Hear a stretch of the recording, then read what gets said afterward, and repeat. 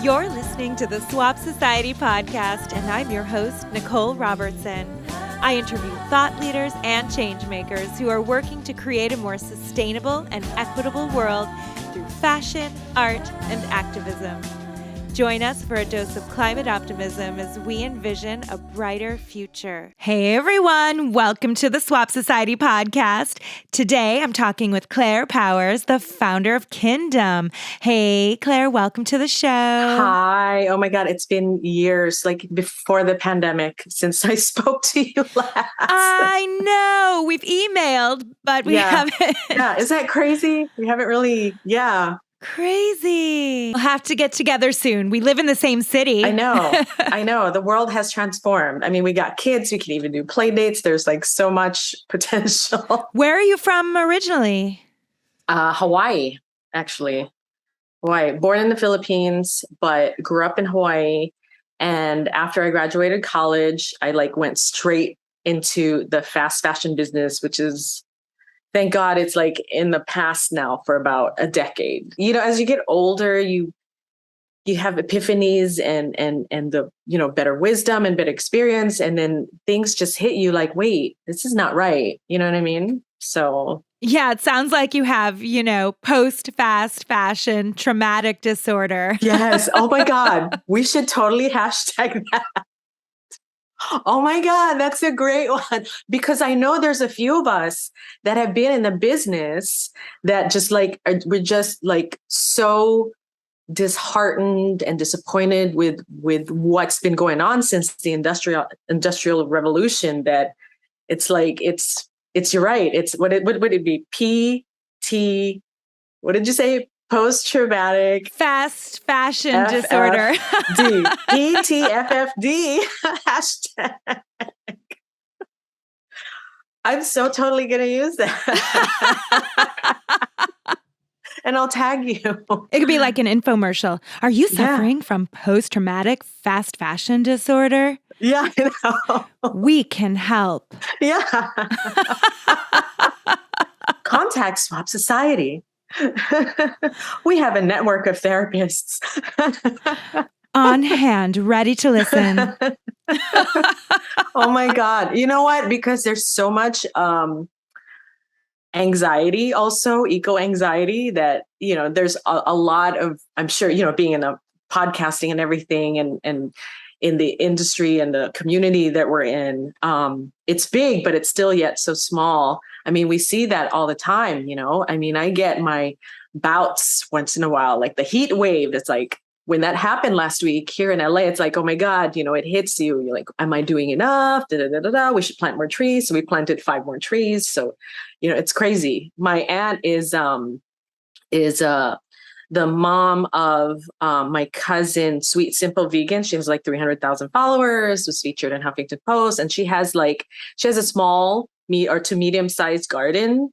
And we, as a family, we harvest each other's, fruits and vegetables. I just haven't been on the bandwagon with it because I don't have a green thumb. So I have one of my aunts helping me. So we planted 4 papaya trees that I got from my aunt, the mom of my vegan cousin. They're all vegan. And I'm partially vegan. I try to, incorporate it, so it's less, less meat, progress versus perfection, hashtag, right? That's another one. And it's kind of daunting to think that we're so dependent, especially with our food supply and hygiene. You go to the market, it's all plastic or encased in plastic or packaged in plastic. It's we're burning through a finite supply, and my husband and I is we argue sometimes, I'm here sweating, working and sweating. He's like, you got to turn on the AC. I'm like, no, we're not turning on the AC. The struggle is real. And, I've trained my daughter to do the same. So she will get up, to get ready for school, and we'll go to the, the dining room, kitchen. And then, the living room is there. And then she's like, Daddy didn't turn off the TV again, or, or the lights or whatever. And then we're both pissed at the same time. So, Crazy. She is Crazy. adorable. I've seen her on your Thank social you. media. She's so Thank cute. I you. love seeing her in her secondhand sustainable Yeah, I know from outfits. you. Woo! Can't wait to get my can't wait to get my package. I was actually just on a clubhouse yesterday, and one of the girls, which is an ambassador for Remake, she was saying, does anybody know, there's so many sustainable women's brands and some sustainable men's brands, but there's really hardly any sustainable kids brands. And that's what the next leg of my business, which is what I'm going to do. I already trademark, Lil Kingdom, so Oh, KINDOM and Little Kingdom, cute, right? Cute, it's right? great. Um, and the thing is, it's like I haven't gotten around to it because the pandemic shifted everything back. So we're all playing catch up and everything. So there's a lot of pendings in the air. But so I told her, I was thinking of doing this, but until that happens, what I do is I go to Swap Society, I go to ThreadUp, to buy her clothes because every few months she has a growth spurt. I mean, having a kid, growth spurts are not sustainable at all. We started laughing, so growth spurts are not sustainable. But there's other ways. I have thank God I come from a big family, and I have cousins who have older girls and friends who have older girls, and once in a while I'll get a big box of something, and I don't have to shop, and whatever I need, I go to Swap Society and, or, borrow or whatever, depending on the event or the situation. And it's like, I don't even have to buy clothes. I mean, unless I really, really have to buy clothes, maybe I'll go to like Patagonia Worn Wear or, run up a charge card at Patagonia, but that's like once a year or something, but Yeah. everything else, it's not, it's so easy and it's so affordable. How did you come to work in fast fashion? Well, I mean, I started getting the affinity or interest in fashion super early. Like I was one of those kids, those little girls that would put on her mom's high heels and raid her closet and put on her dresses, and their dresses are so big, they're like gowns, and all her accessories. Like it was, all little girls go through that. You want to be a princess and stuff like that. But I never kind of grew out of that stage. And I just kept going and going. And even in my teenage years in high school, I would raid my mom's closet. I worked in a retail store, and I would wear her suits. It was 80s power suits. I couldn't afford it, so I would have to borrow, her stuff for work. And she was fine. It was a little big on me, but it's okay. That saves her from buying stuff, right? Which was more sustainable now that we think about it. But I was drawing on walls since, I was 3 or 4. And the funny thing is, I only like to draw girls. If I drew guys, they look like they were girls. You know what I mean? But and that's fine. And it's fine. There's nothing wrong with it. But I just didn't have the interest in drawing boys. I just like drawing girls, and Barbie came out, and Archie and Veronica comics, and I would, kind of copy the comics and do my own comics. I mean, it was very like a creative time in my life, and I never got out of it. I wanted to be an architect for a while. And then it was really when, I don't know if you remember, Gem and the Holograms came out, the cartoon. I was like, that's what I want to do. I want to be a designer. And going also through my mom's magazines, the Cosmos, the Vogues and stuff like that. It was just so like, I want to be in that world. And so I immersed myself in that world. When I was in high school, I worked for a little boutique, a local designer who taught me a lot of stuff. They're like my second parents. May they rest in peace. But they were amazing. They were from Rhode Island. And they went to Hawaii for a vacation, and they loved it, and they never left. And they had a little macrame store in the 70s, and they did, peasant dresses and appliques and like the kind of stuff that we see now, and it was amazing. It was amazing. And, they kept evolving, which was kind of cool because there was always something new. The look like wasn't, like the problem with fast fashion or any fashion, like there's a certain look you get stuck on, But because there were also artists, or primarily artists, they just kept evolving. And that was such an inspiration to see. And I'm like, oh, I want to be that. I want to do that. And so after I graduated, or right before I graduated, I met somebody who worked in the fast fashion industry here in LA that was transferred to Hawaii because her husband was in the military. So she was in fashion. She was actually a pattern maker. And they were only there a few months. And she said, here's my card. Let's keep in touch. If you ever, come, want to move to LA, let me know. And I called her up. We kept in touch. I said, I'm graduating. Do you have anything? She's like, if you can move here like soon, we're looking for an assistant design job. I can get you in. And like immediately I took summer off, and then I came on September 11th, actually, I remember.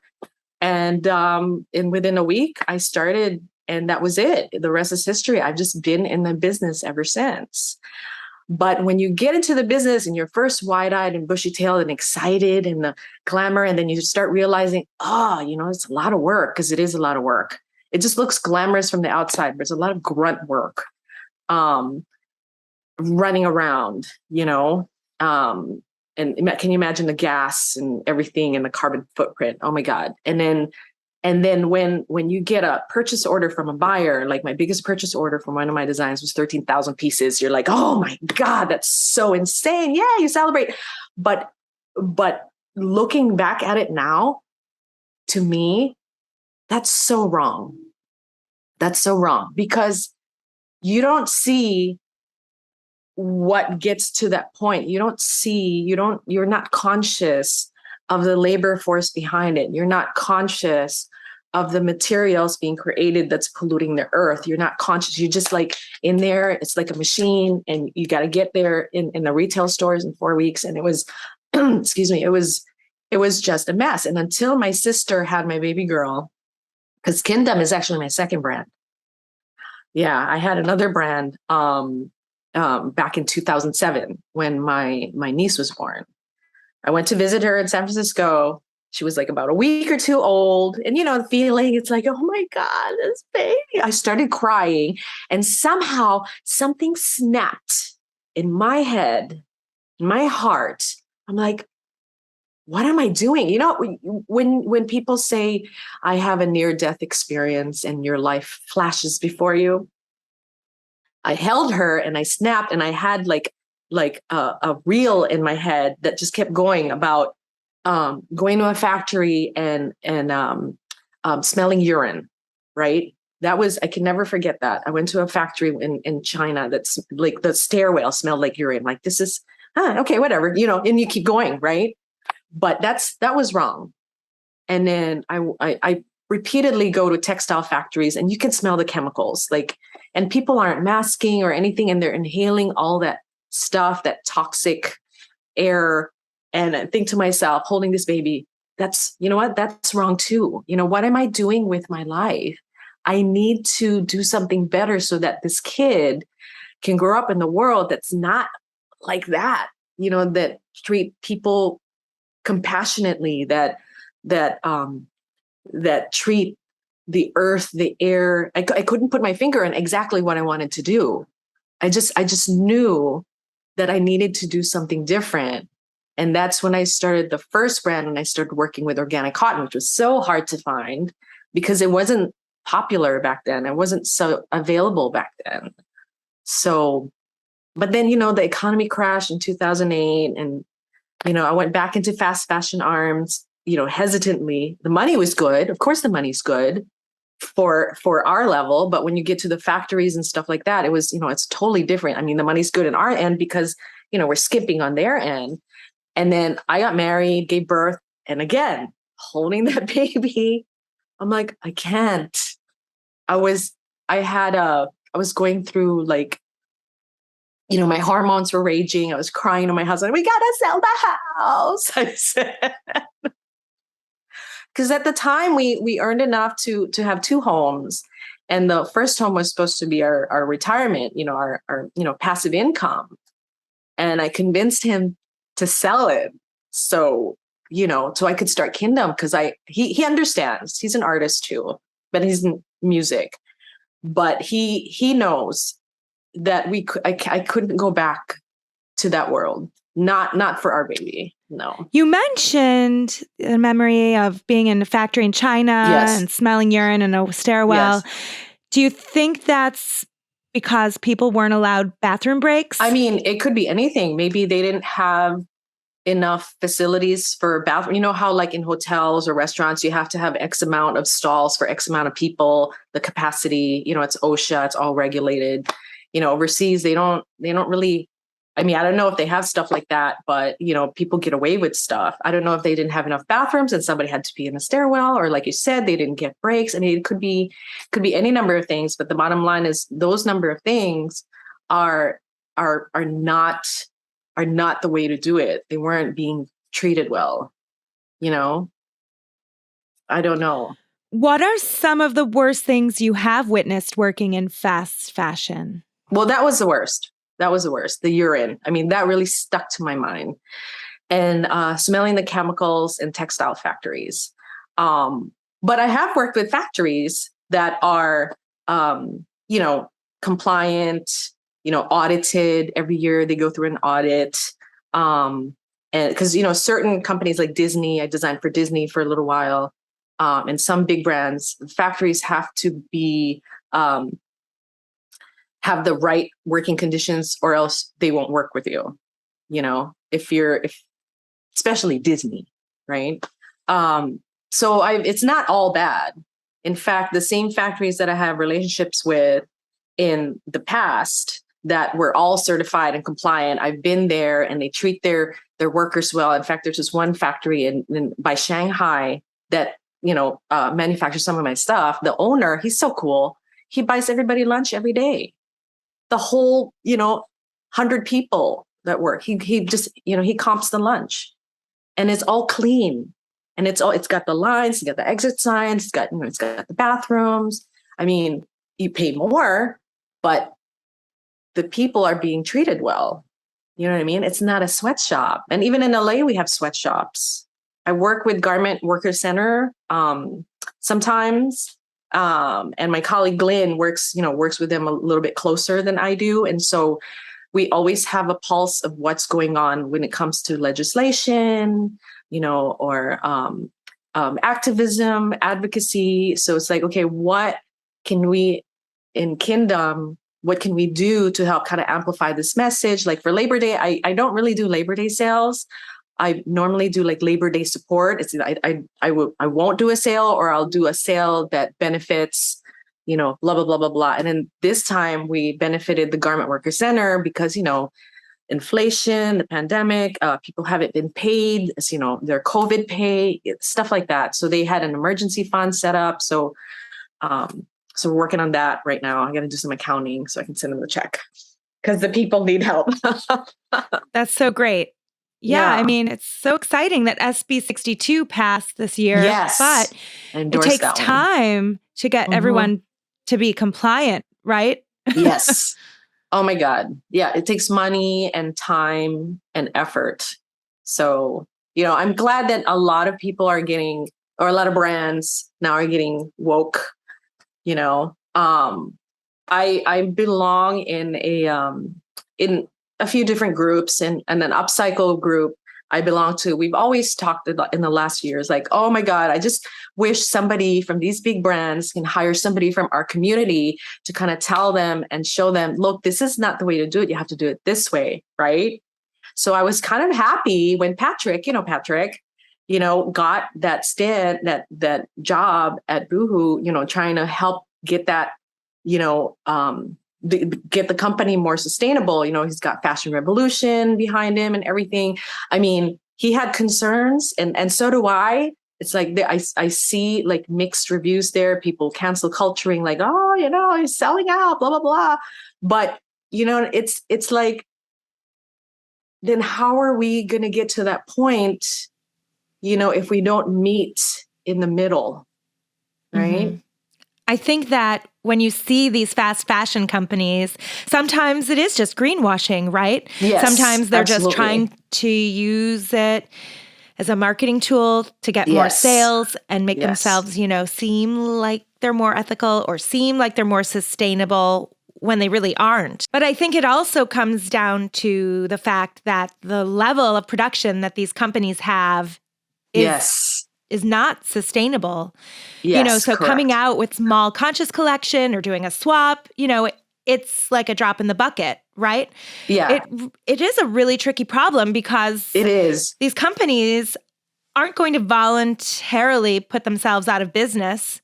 Yeah. They're not Patagonia, let's just say, which I Well, love what he did. I love what he did. Yes. Yes. Because the article said the owner was saying, oh, we're using more sustainable materials, blah, blah, blah. 10 million pieces of sustainable materials is better than 10 million pieces than not sustainable materials, or something like that. And I commented to Patrick, I said, we got to get down. We can't do that 10 million. We gotta come down on that quantity, baby steps. But that's got to come down, that number, because it's not sustainable, like you said. And he's like, yes, working on it. He said he's working on it. I said, okay, we're right behind you. It is a twofold where the pressure needs to be to come from. It's got to come from outside from the consumers pressuring them. It's got to come from governments and nonprofit organizations who are advocating for this change. And we're seeing that result now, that they're having that internal change. So they're doing something about it. But as long as we keep pushing, then I think more and more companies will do that. I mean, there's studies out there. There's studies that show that the current generation is significantly more sustainable and conscious than the last. You know what I mean? So there's hope. By the time our kids grow up, hopefully we won't be fighting anymore. I mean, I think we still will, but I'm right there. I don't care if I have a cane, I'm going to be fighting till the end. Like even with KINDOM, I in 2019, right before the pandemic, I always evaluate at the end of each year, like what can I do that's different? And in 2019, I said, how can I improve my footprint as a brand? What can I do that's different? How can I improve it? So I decided I was going to phase out working with dead stock materials, because even that, you're kind of like fueling the fast fashion fire because you're taking their leftovers, right? So I said, I'm going to stop working with dead stock. I have a few rolls. I'm just going to use up what I have, and I'm just going to keep doing more upcycling. And then lo and behold, the pandemic happened. We had a shutdown. I had a lot of canceled orders. Since 2019, I haven't worked with any of the factories. I felt bad because, I didn't give them work. These compliant factories that I work with, but they're busy enough. They're busy enough. But except for the one in the US, she went out of business. But everything happens for a reason.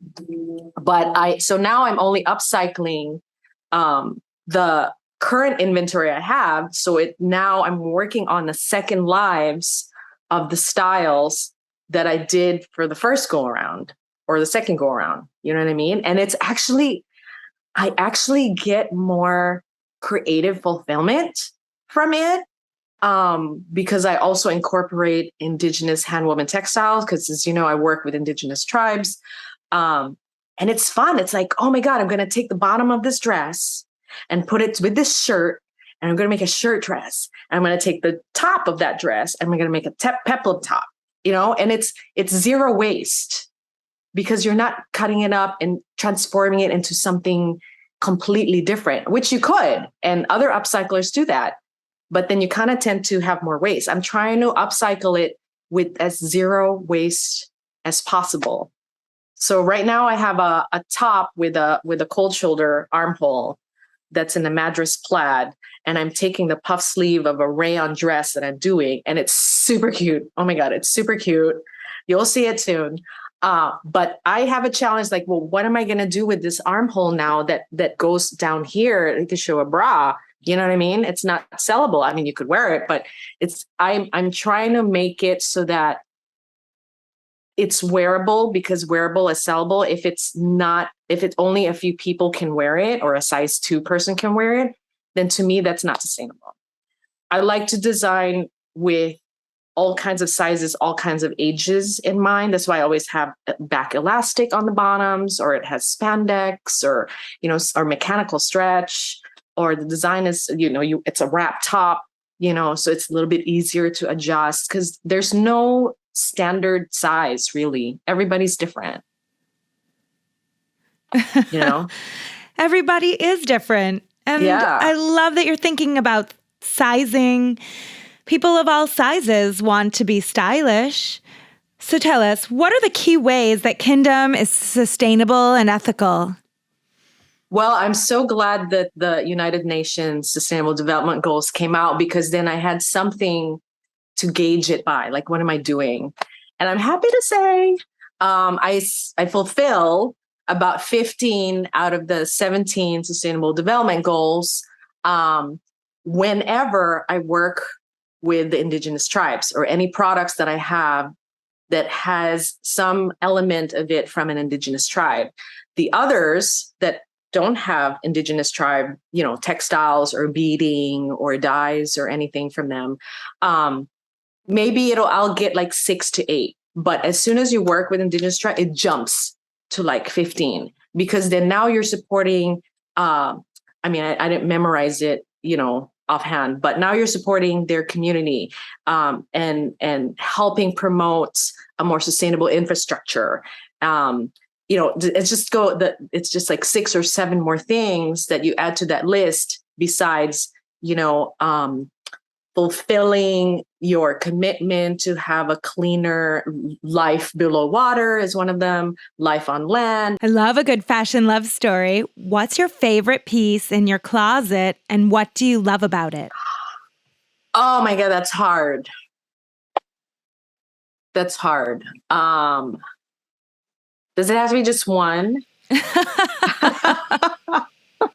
I love the convertible pieces. Like, in California, it's like winter in the morning and summer in the afternoon. You know what I mean? So I have, long sleeves, and you unbutton it. And later when I pick up my kid from school, it's going to be short sleeves, right? That's so cool. I mean, as moms, when we travel, you suddenly realize the impact of the significant loss of real estate in your suitcase when you go places, right? So to me, it was more of a need,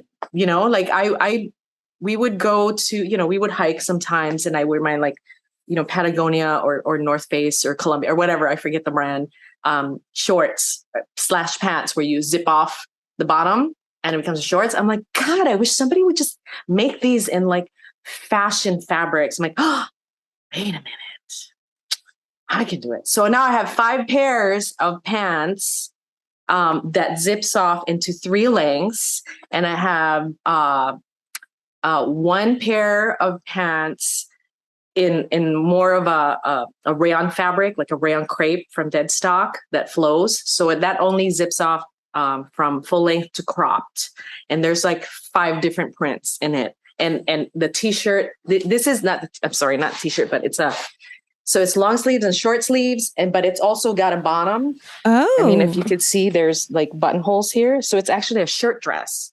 It's a tunic. It's a jacket. Cool. So, and then I have dresses that have ruffles on the bottom that you could zip off and make from maxi to knee length. So I love my convertibles. That's like one of my favorite pieces. And then that's second thing that I love are like all my upcycled pieces, most of it, but in one in particular, because it combines upcycling and the converting at the same time. I'm going to show you real quick. Oh, cool. So this was a pair of denim shorts, cut off the crotch. Love it. And I took the bottom of the dress and made it into a skirt that you could zip off and make it to 3 different lengths. So it's like very 80s. The yoke skirt. So cute. Yeah. So that's like my favorite upcycled piece right now. until the next one. I love it. I love that you're creating all of these convertible pieces that are fashionable. And it Yeah. seems like, Thank you. from my perspective, that you always work with really cool prints. Oh, I love prints. Love prints. I just, growing up, in tropical weather and tropical everything and nature and colors and, it's just I love. Do you feel like brands in general have strayed away from prints? It's funny because I haven't been in it for like, I don't know, a decade now. So I can't, there used to be a time where, every couple months, you're researching, or every month actually, you're like researching trends and what's a new prints and what's a new colors, which is not sustainable. I've had this for like 3 years on my line. You know what I mean? It's timeless, it's seasonless. It's got a little quirk, so it's not trendy in the sense that it'll be over as a trend, next season. I've been wearing it for 3 years. But as far as the other brands, like, honestly, I could care less what they do. But they should, but I will care when they start doing something, like not greenwashing, but when they honestly start doing something, then you got my money too. Like Patagonia their hands is in my wallet. You know what I mean? Worn Wear is in my, Swap Society. It's like right here. I will give my hard-earned money, especially for my kid, for her future, to brands that make a difference. And not just that, I use, for my daughter and I, we use the Viore shampoo bars and conditioner bars and the recipe is from the Red Yao tribe from the Longshan Mountains in China. And these women, they're like 80 years old. They have long black hair down to their ankles, and they roll it up in their heads and it looks like a hat. It's crazy. It's crazy. I should have started doing it sooner before I went gray. I didn't know about them, but anyway, but it's beautiful. I mean, it's plasticless. And then we go to a local, it's a Stain LA. I don't know if you heard of Stain LA. I think they have one in Venice Beach. We go to a local, zero waste shop. We do our refills for the dishwashing liquid and, the lotion and this and that. So like less consumption, of the finite resources. What's inspiring you right now? What always inspires me is the work I do not the work I do, but the work that the indigenous tribes do, or my daughter, like I'll have an idea. She you know what? She's kind of innovative too. I taught her how to sew a couple weeks ago. So she's kind of obsessed. I told her, well, you can make 20 little, Halloween bags out of the scrap swatches. So she's making 20 bags for Halloween favors, because we're going to do that in school. But like whenever like I see the indigenous, members that I work with from the tribes, they send me like, oh, do you like this fabric? Or we have something new. We have this beaded something. I'm like, oh my God, I wish I could buy them all. Oh my God, I could use that for this, or I could use this for that. Right. Or I'll once in a while, or not once in a while, but I should look at it every week. Like I'll do a rundown of my inventory. Like, what do I have a lot of? And what can I do with it? Then that, then I start like thinking for the next few weeks, like in my head, like, okay, maybe I could take this sleeve and put it on that, or I could take this bottom, Cause it's like you have a palette. It's almost like you have a palette of colors. And then you just got to figure out what you're going to paint. And in this case, I have inventory that I want to upcycle. And how do I do it? And it's like endless. And I wish I had more time to be more creative. But that's, to me, that's inspiring. Working with the tribes, their work, more specifically their work. And what do I have now that I can work with and make it into something else, as opposed to it's like, that mindset where, oh, I want something, I want to buy something, I want to do this, I want to do that. Well, look at what you have in your closet, be inspired with what you currently have and love what you currently have. And you mentioned having some eco anxiety earlier, which is super legitimate. I mean, we are living through the effects of the climate crisis right now. What makes you feel optimistic about the future? Well, first of all, I'm raising the next Greta Thunberg. She knows about plastic. She knows about overconsumption. When her dad and her wash hands, you got to wash for 20 seconds, right? Because of coronavirus. She scolds him, Daddy, you got to turn off the water when you soap. You know what I mean?